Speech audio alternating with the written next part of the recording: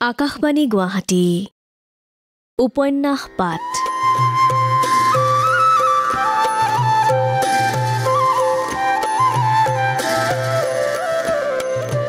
এই অনুষ্ঠানত প্ৰচাৰ হৈ আছে মহাপুৰুষ শ্ৰীমন্ত শংকৰদেৱৰ জীৱনৰ ভেটিত সৈয়দ আব্দুল মালিকে ৰচনা কৰা উপন্যাস ধন্য নৰতনু ভালৰ ধাৰাবাহিক পাঠ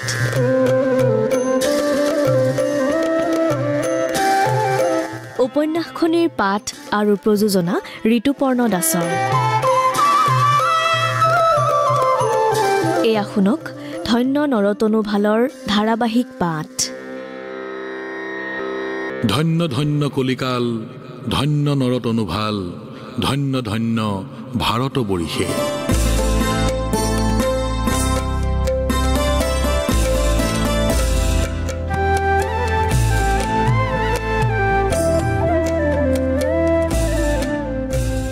ক'ৰ পৰা আহিলা ৰামদাস অসমত আহিলা দেখোন প্ৰসংগ শেষ হ'ল ইয়াতনো কি কৰা হৈছে অলপ ফুৰিছোঁ উৰ্বশীৰ ভালনে গুৰুজনাৰ কৃপাত কুশলেই আছে পিছে এটা সৰু কথাৰ কাৰণেহে অহা হৈছে কি কথানো আমাৰ জেঠেৰী মাধৱ যে কোন মাধৱ বন্দুকাৰ মহুদৰ কায়স্থৰ পুতেক মাধৱ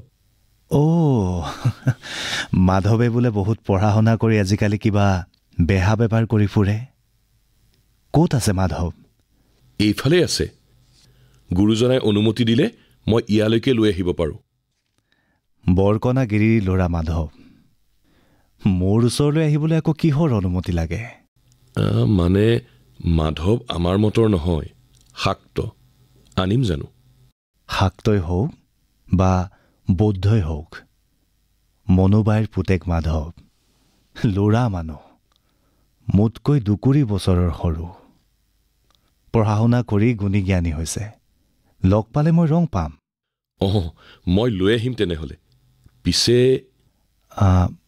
কোৱা কিবা অন্য কথা আছে নেকি আপোনাতকৈ সৰু যদিও মাধৱ এতিয়া সফল ডেকা পুথি পাজিও বহুত চৰ্চা কৰিছে পিছে পূজা পাতল বলি বিধান মানি চলে মাকৰ টান অসুখ হৈছিল দেৱী পূজালৈ বগা পাঠা আগ কৰিছিল মাকৰ আৰোগ্য কামনা কৰি মাক ভাল হ'ল আগ কৰি থোৱা বলি দিয়া হোৱা নাই মোক টকা দি বোলে এযোৰ বগা পাঠা দেৱীৰ আগত বলি দিবৰ কাৰণে আনি দিয়া সেয়ে মই বিমূৰত পৰিছোঁ অলপ চিন্তা কৰি শংকৰদেৱে ক'লে তোমাৰ অৱস্থাটো মই বুজিছোঁ বৈষ্ণৱ ভকত হৈ তুমি বলিৰ পঠাও কিনিব নোৱাৰা আকৌ কিনি নিদিলেও জেঠেৰীয়ে বেয়া পায় তোমাক কি কৈছে মাধৱে পূজাৰ ছাগলী কিনি নিদিয়াৰ কাৰণে পিতৃপুৰুষক ধৰি সপিছে মই বোলো দেৱী পূজা কৰিব পায় নে নাপায়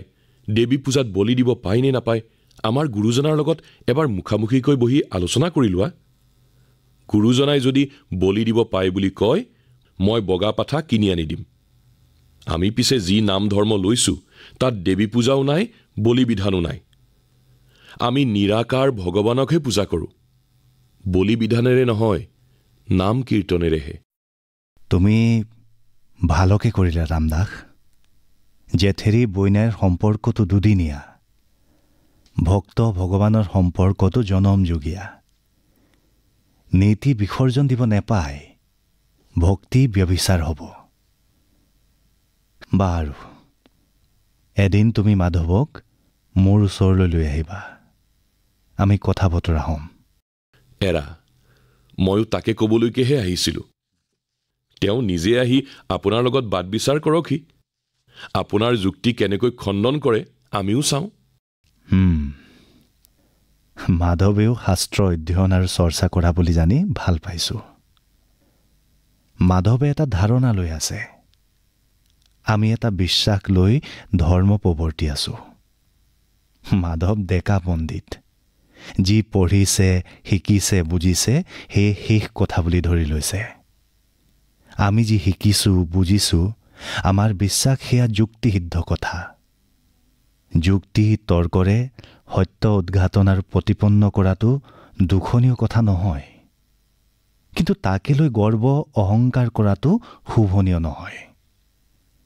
অহংকাৰে যুক্তিৰ বাটত হেঙাৰ ধৰে। কোনো এক ধ্যান ধাৰণা বা বিশ্বাসক যুক্তিৰে খণ্ডিত কৰিব পাৰি। সেইদৰে নতুন নতুন ধ্যান ধাৰণাৰ প্ৰতিষ্ঠা হৈ আহিছে। মাধৱক ক'বা মোৰ ওচৰলৈ আহিবলৈ। এজন জনা বুজা আৰু জানিবলৈ বুজিবলৈ মন থকা ডেকা পণ্ডিত মানুহ পালে মই কথা পাতি ভাল পাম। বুঢ়া ভলুকা বাঁহ পোন বেকা কৰিব নোৱাৰি। যি ভাজ ল'লে সেই ভাজতেই ৰৈ যায়। কোমলীয়া বাঁহ যিদৰে মন যায় সেইদৰে ভাজ দিব পাৰি। ভলুকা বাঁহ ভলুকা হৈ থাকিব, ভাজহে সলনি হ'ব, যদি সলনি কৰাৰ থল আছে। শংকৰৰ কথাত ৰামদাস সন্তুষ্ট হ'ল আৰু সেৱা জনাই কেইদিনমানৰ পাছতে মাধৱক আনিম বুলি বিদায় ল'লে।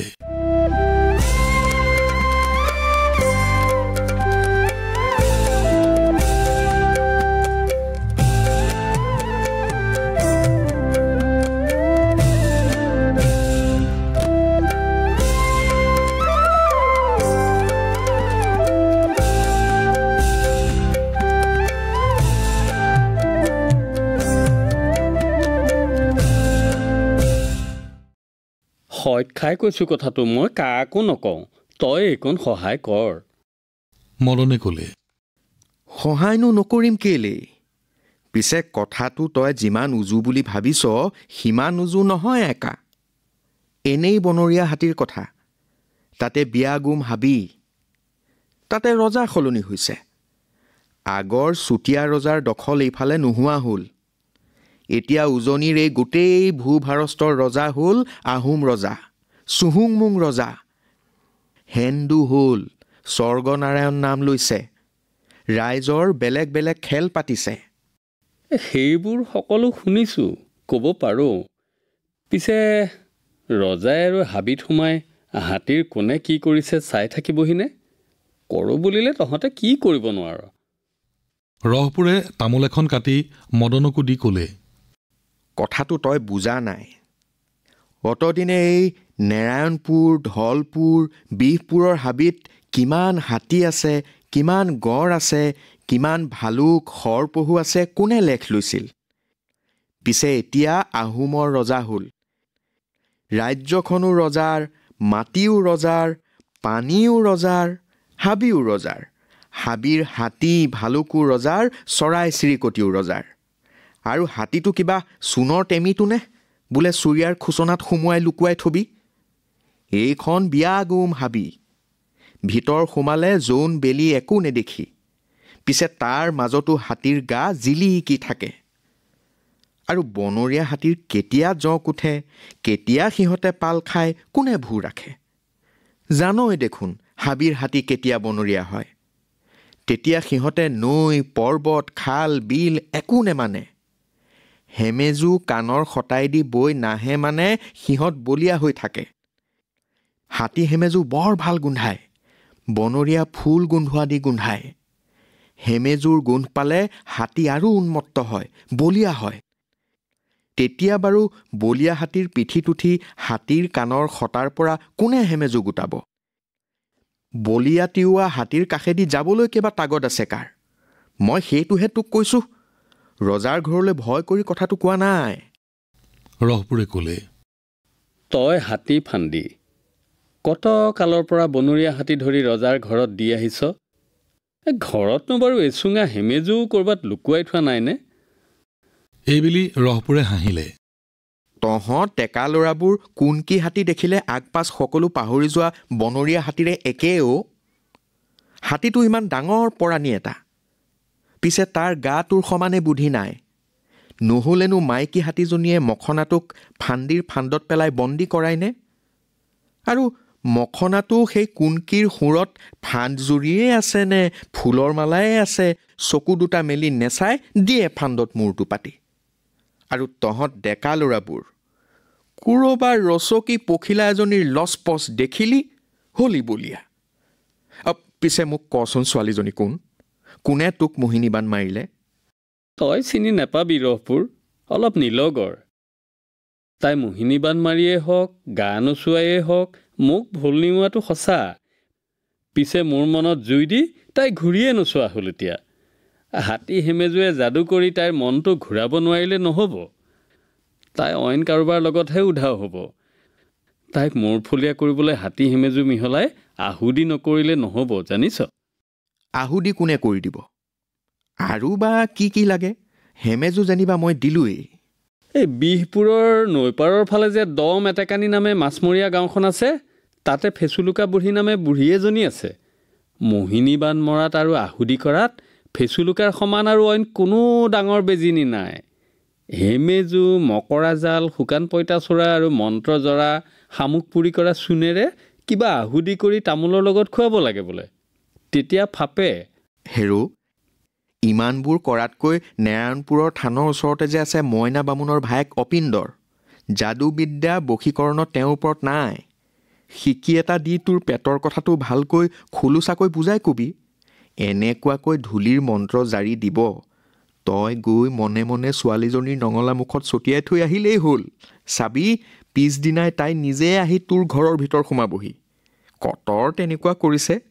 এই কথাটো মই আকৌ ফেচুলুকা বুঢ়ীক ক'লোৱেই নহয়, আৰু অন্যক কোৱাটো ভাল হ'ব জানো?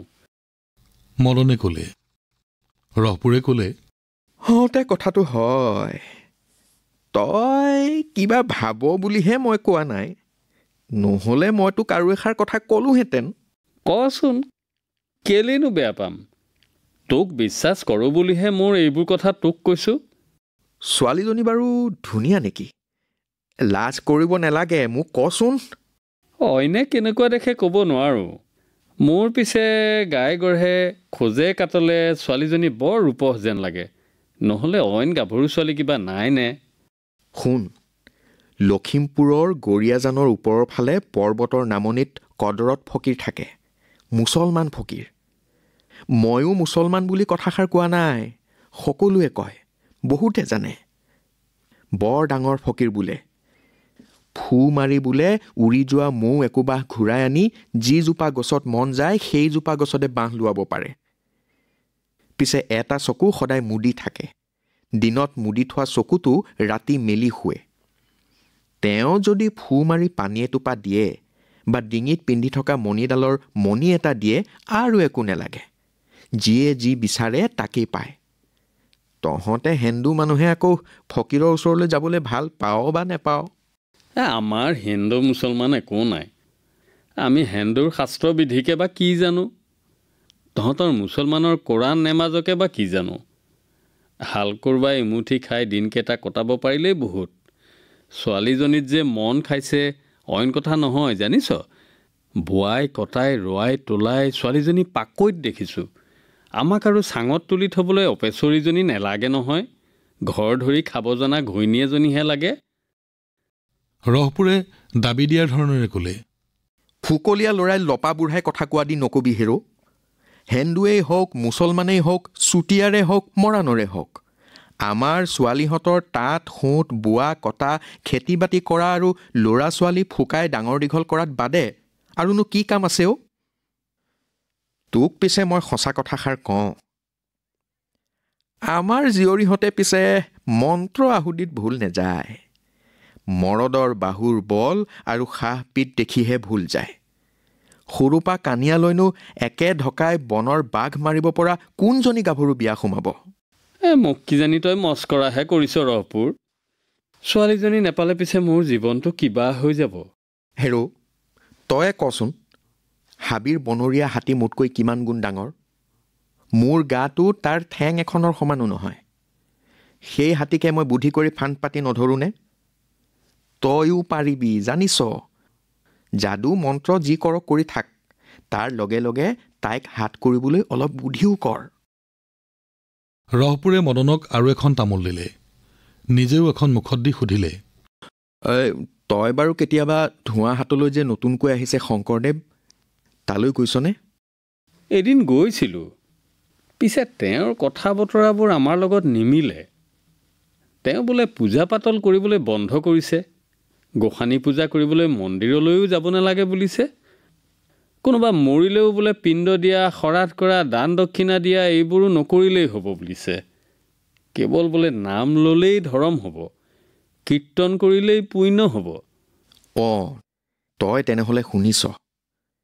মই হওঁতে 4 দিনো গ'লোঁ।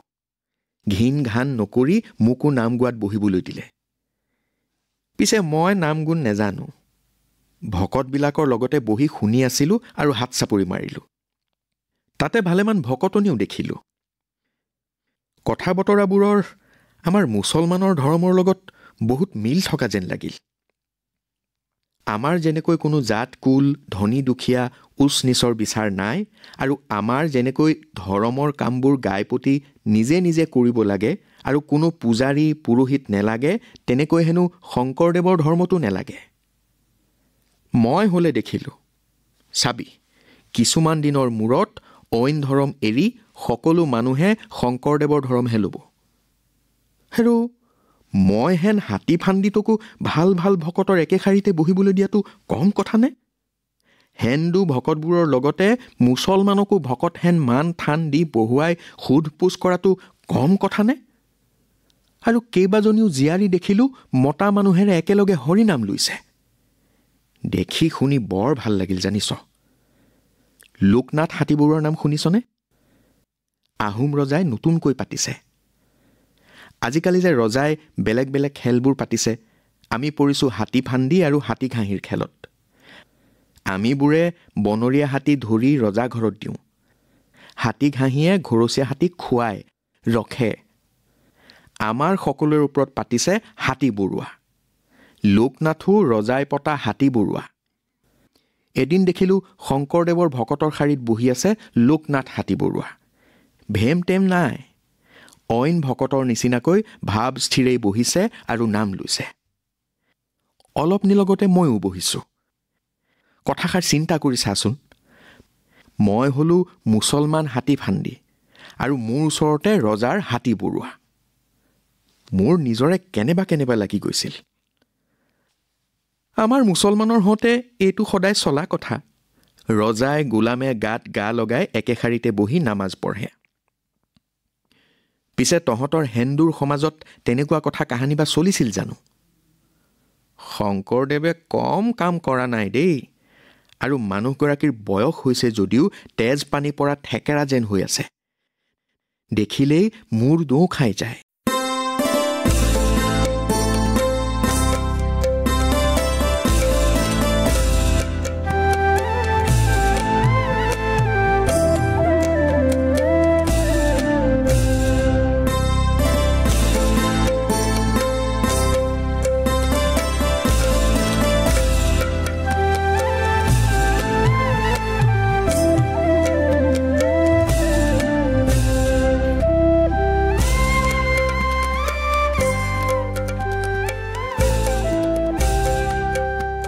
ধন্য নৰতনু ভাল।